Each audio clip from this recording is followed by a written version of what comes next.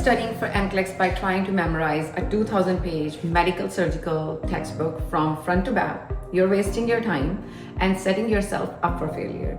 The NCLEX exam does not expect you to know every single rare disease on earth. They are testing you based on highly specific client needs categories. If we have not met yet, my name is Sarabjeet and I'm a registered nurse, and I have taught hundreds and thousands of students, helping in passing their NCLEX exam. I know exactly how this test is engineered, and today we are looking at the exact same blueprint that NCSBN uses to build the NCLEX exam. I am going to show you the top 4 highest yield categories so you can stop studying harder and start studying smarter. Let's map it out. Let's start with the absolute king of the NCLEX, and that is right. Management of care is the absolute king of NCLEX, accounting up to 17 to 23% of your exam. Now, management of care talks about legal and clinical judgment. It does not talk about pathology. The NCLEX uses this big slice to test you on prioritization, delegation, informed consent, and ethical boundaries.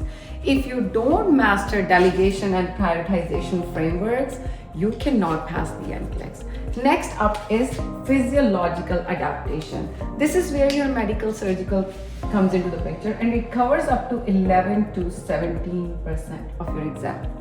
So this is where the computer wants to see if you can recognize a client transitioning from stable to unstable. Think all about medical surgical respiratory distress, stroke management, myocardial infarctions, and fluid or electrolyte shifts. Then we have next safety and infection control. It covers up to 9 to 15% of your exam. This has been increasing since COVID. This is your ultimate priority shield. You will be tested heavily on isolation precautions like airborne versus droplet protocols, surgical asepsis, and accidental injury prevention.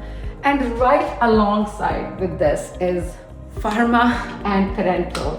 This is where you talk about the high alert medication, and it is up to 6 to 12% on your exam. So they will be asking you questions on adverse effects, doses calculation, and intravenous therapies like blood transfusion or central lines.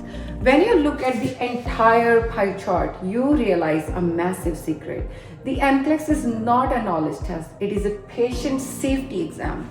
Every single question is designed to see if you have the minimum clinical judgment required to keep a human being alive on your very first day as a licensed nurse. So stop trying to memorize facts.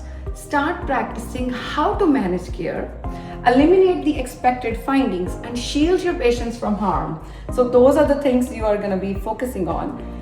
If seeing the syllabus broken down like a strategy map lower your testing anxiety, slam that like button, subscribe to my channel for more masterclasses, and drop a comment below letting me know which of these categories terrifies you the most.